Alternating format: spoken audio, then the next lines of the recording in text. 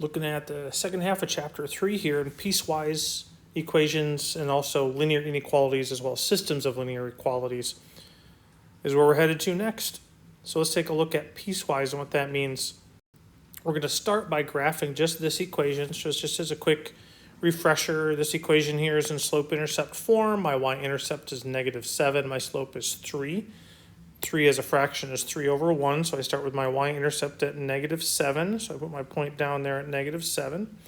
And then from -7, I will be going up 3. 1, 2, 3, and over 1. Notice that my graph is going up by 2s in increments of 2. So I go to there and then up 1, 2, 3, and over 1. Up 3, 1, 2, 3, and over 1. And you get the idea. And I'll try to draw with my tool, my drawing tool, a straight line that goes through those points. Very close. Move it there.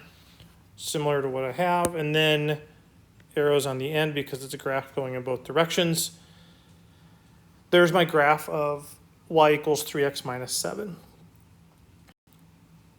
Moving on here, now I have an absolute value function, and if you don't remember what it looks like, you'll figure it out as we go along here, and if you do, then you'll already have a general sense. But with this one, I'm going to start with a simple t-table down here in the bottom right corner, looking at numbers. Usually I'm looking for numbers that anytime I can make it 0, that's going to help me find intercepts and things along those lines. So in this case, 0 as a number to put in there. -1 is going to do that. 2 is... So let's take a look. Let's just start with 0. Put in 0 into that equation. And when x is 0, the absolute value of 1 is 1. So the y value is 1. When I put 0 into that equation, oh, sorry, that's what I just did. I put it in the wrong spot. It's 1 down here. When I put -1 into this equation, -1 for x, so -1 plus 1 is 0. Absolute value 0 is 0. Let's keep going into the negatives. Put -2 in there for x. So I'd have -2 plus 1. -2 plus 1 is -1. Absolute value of -1 is 1. And if I'll even show it, actually show some work here on this one. So if I do it this way, I say absolute value of -3 plus 1 is equal to the absolute value of -2, which is 2. Go down here at 1, it's 2, and at 2, it's 3. Plot these points. And those plots pointed appear to be a V, which it is. So connect my dots going this way. Connect my dots going this way. And I have an absolute value function. So absolute value is a V, although not in this case, it isn't true. But if there was a negative sign in front of the absolute values, out here in front, that would mean that my V would open down. It would be a downward facing V. Moving on. Now I've got this equation. It's a quadratic. In practice for getting ready for quadratics and kind of a refresher back to algebra and elementary algebra, one of the best things to do when I start is actually to factor. So I'm going to go ahead and factor that original equation y and say, well, did those two terms have a common factor? And the answer is yes, they do. They both have a -x that make them, they can be factored out of each. So if I factor a -x out of x squared, I'm left with x. If I factor a -x out of -4x, I'm left with +4. And then I say, all right, excellent. And this is going to help me determine what numbers I'm going to put into my t-table as well. And then the other equation down there at the bottom, and again, this is going to depend a little bit on your background, teachers you've had in the past. This equation is the equation for the line of symmetry of a quadratic equation. What that means is if I take the numbers a, b, and c, so in a standard form quadratic, y equals ax squared plus bx plus c, a, b, and c are the numbers in front of the x squared, x, and then the constant by itself. But if I take that and I say x equals -b, the b is the middle number, is actually the number in front of the x, it's the coefficient of the x. The b in our equation is -4. So if I take the -4 and make it negative, so it'll be a -4, gives me a 4 in the numerator. And then if I take the number or the coefficient in front of the x squared, ax squared, a is the number in front of the x squared. That's a -1. And then I put it down here 2a, so 2 times -1, so that'd be -2. And then I reduce this, it's -2. That's what's called my line of symmetry. Line of symmetry is if I draw the graph x equals -2, which is that dashed line right there, that dotted line. That means my parabola will be symmetric, which means when I'm doing my t-table, xy, the middle number I'm going to choose is -2, and I'm going to go -3, -4, and then here I'm going to go -1 and 0. And then I'm going to start putting in some numbers into my original equation. So if I take this original equation, I'm going to start with that -2 value, put -2 into this equation, so -2 squared. -2 times -2 is +2, times -2 is -2. Then I have minus 4 times -2. -4 times -2 is,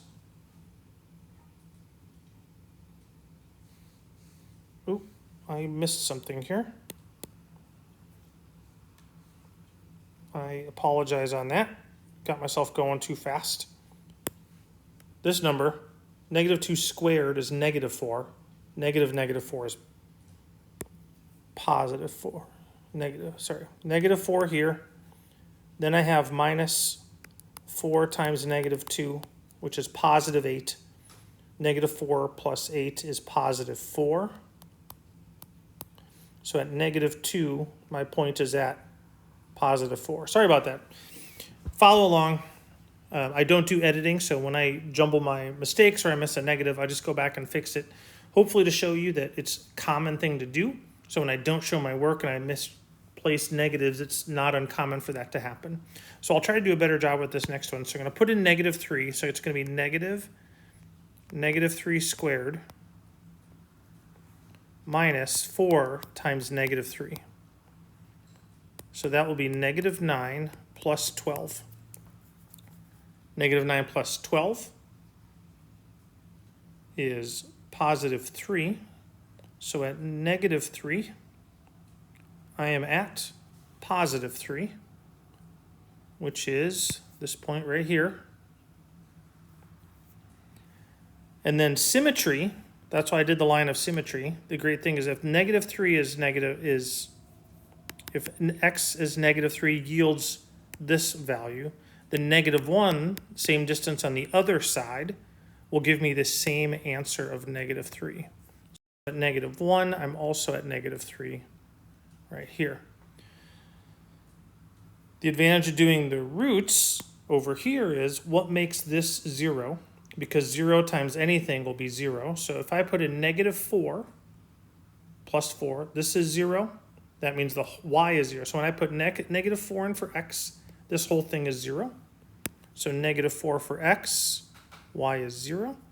The other advantage of doing the factoring is if I put 0 in here, 0 times anything is 0. So that is my other root, 0, 0. And it's symmetric, so it goes on there. And I could do some more going down if I wanted to, but I'm going to go ahead and just connect those, make my parabola going down. Next up, we're going to put them all together now. And the piecewise simply means you take each of those functions, but you only do it on certain parts and pieces. So if you're looking at the notes you were taking, this is at -2, -4, 2, 4, -2 and -4, 2, 4. Go ahead and add a different color in here for us.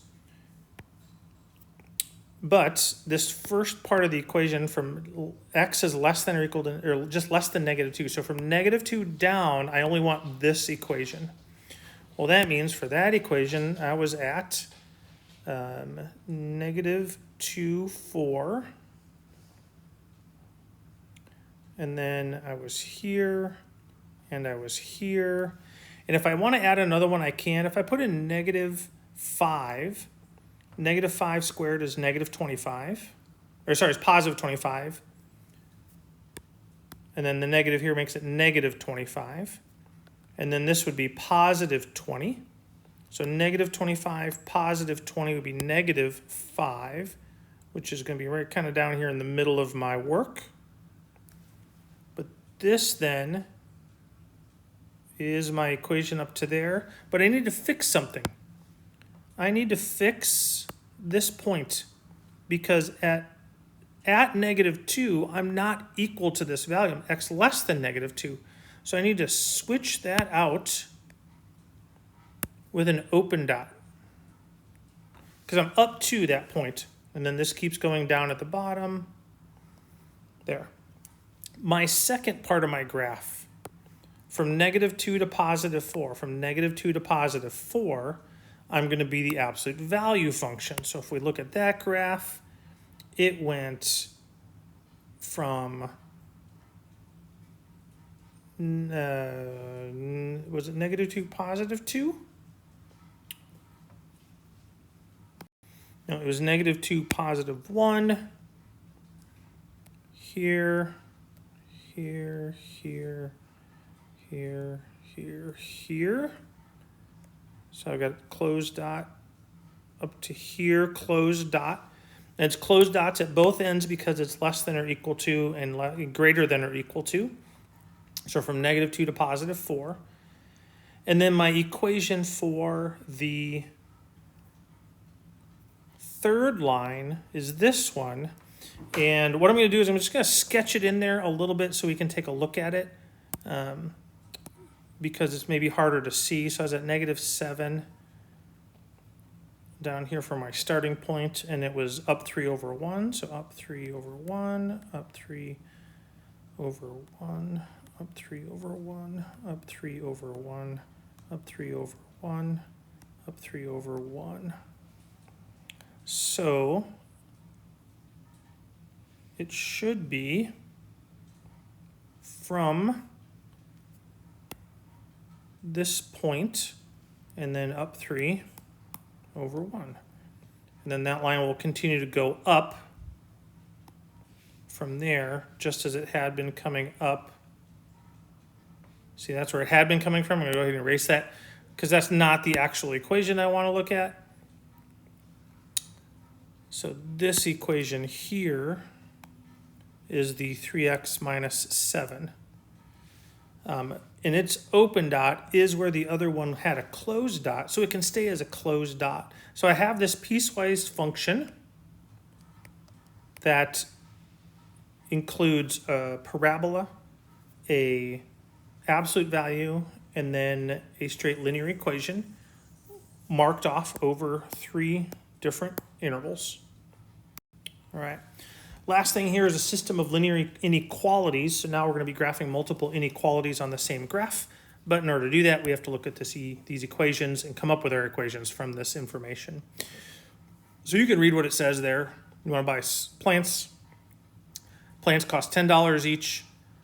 We need to have a couple variables, which the graph already shows me. X will represent number of plants. Y will represent number of bags of soil. So when I'm looking at the information, it says that you want to buy at least 5 plants, which means X must be X greater than or equal to 5. So I'm going to go with my graph right now. I'm going to go ahead and just put that in right there. X greater than or equal to 5 will be a vertical line up from 5. And let me just move that there. Perfect. And that would be X greater than or equal to 5. So I am going to gently shade if I want X greater than or equal to 5. So I'm going to be in this area here. Because I'm greater than 5. And equal to means it's a solid line. If this were just X greater than 5, it would be a dashed line. Just like an open dot for greater than or equal to is a closed dot. Second part of this, it says I can spend money, and my money must be less than or equal to $100. Well, what am I going to spend money on? I'm going to spend money on plants and soil. So I'm going to have an X plus a Y. But it's not just an X and a Y, because X is the number of plants. Well, how much does each plant cost? That's easy, $10. How much does each bag of soil cost? Well, that's easy, $4. And if I take that and say, oh, now I can graph that line, what I can do is put it also on the same graph. Now, to do it in slope-intercept form would be harder to do. But if I look at my intercepts, if I make y 0, so when y is 0, this is 0, so 10x is 100, so x would be 10. So if I go to my graph, 10 comma 0 is this point down here. All right? And then through a little manipulation, I can look and graph this and send this up. And it's about like this. It's not a very neat graph right there. And I think I actually drew that incorrectly. Let me try a little bit better. It's about like that. And that graph is going to be shaded down below because I can spend no more than $100. So what I end up having is I have this triangle.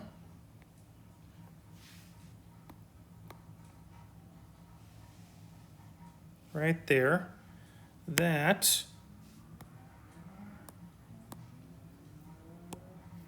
well, I'm not going to do shading. This shaded area that's doubly shaded in the middle represents all the possibilities for how many bags of soil and plants that I could purchase and still not spend over $100. Now remember though, you can't buy a half a bag of soil or a half a plant. So realistically, what I'm looking at in there are just the ordered pairs that exist. So this ordered pair, this one, this one, this one, this one, this one, and the other ones that are on the different, that's right, I'm going up by 2, so I've got all the ones in between. So I can end up having any of these combinations, I could keep going, but I'm not going to, of bags of soil and plants together that would meet all of the conditions for this system of linear inequalities. Thank you very much.